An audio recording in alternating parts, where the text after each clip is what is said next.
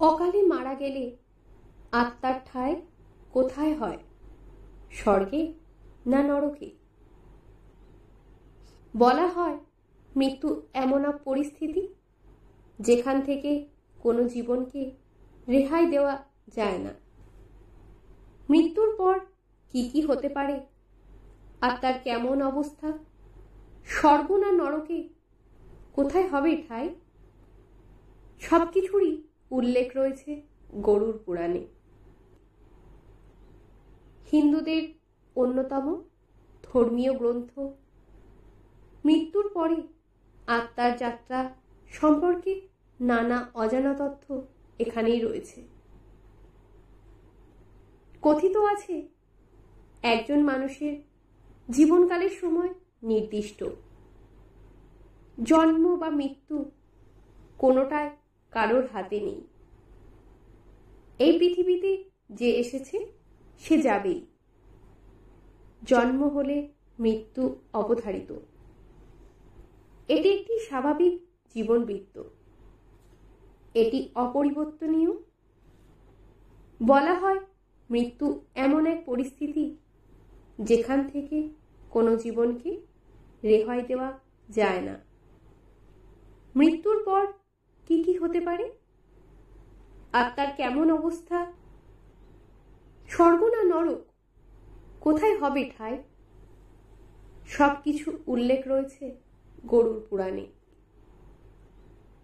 হিন্দুদের অন্যতম ধর্মীয় গ্রন্থ মৃত্যুর পরে আত্মার যাত্রা সম্পর্কে নানা অজানা তথ্য উল্লেখ রয়েছে।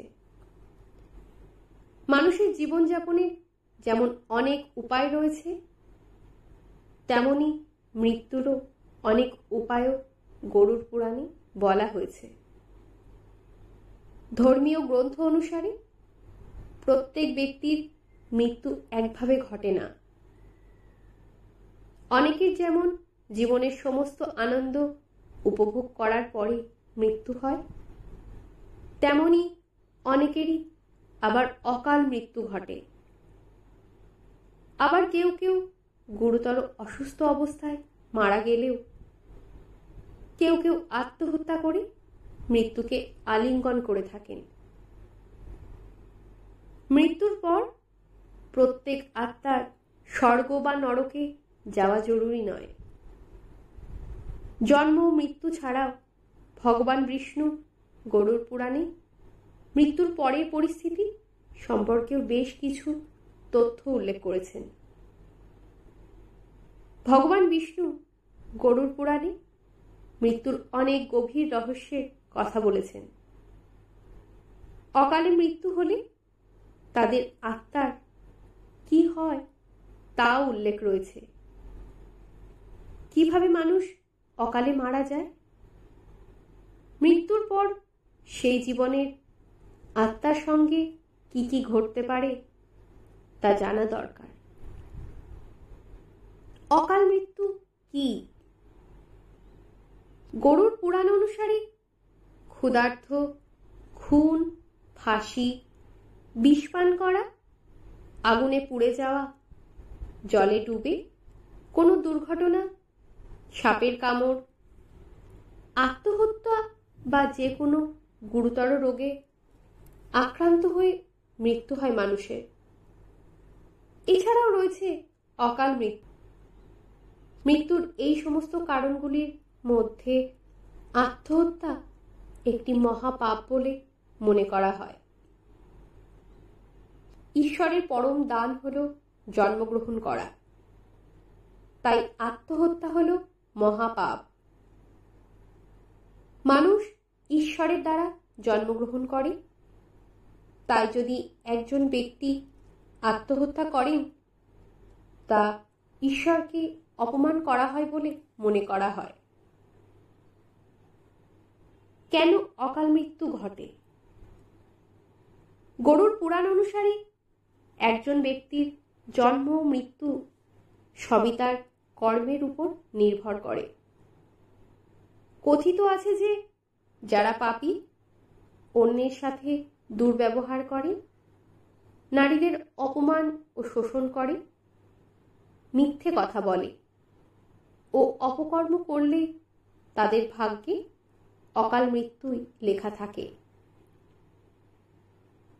অকাল মৃত্যুর পর আত্মার কি হয়?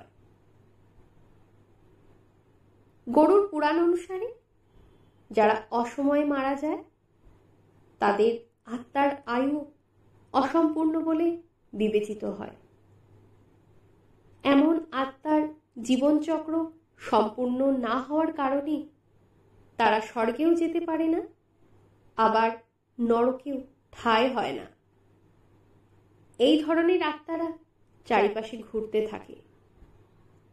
ধর্মীয় শাস্ত্র মতে কোনো মানুষের অকাল মৃত্যু হলে তার আত্মা ভূত, প্রেত, পিশাচ, কুষ্মণ্ডা, ব্রহ্মরাক্ষস বেতাল অবস্থায় বিচরণ করে। একই সময়ে একজন মহিলার অকাল মৃত্যু হলে তার আত্মা বিভিন্ন জীবনে বিচরণ করে। এছাড়া কোনো যুবতী বা গর্ভবতী নারীর অকালে মৃত্যু হলে সে ডাইনি রূপ ধারণ করে। কোনো কিশোরীর অকাল মৃত্যু হলে সে দেবী যোনিতে বিচরণ করে। আজকের পাঠটি এখানেই শেষ করছি। আজকের পাঠটি যদি আপনাদের ভালো লেগে থাকে তাহলে পর্বটিকে অবশ্যই লাইক, শেয়ার এবং সাবস্ক্রাইব করবেন, পাশে থাকবেন। দেখা হবে আগামী পর্বে। ততক্ষণ সবাই ভালো থাকবেন, সুস্থ থাকবেন।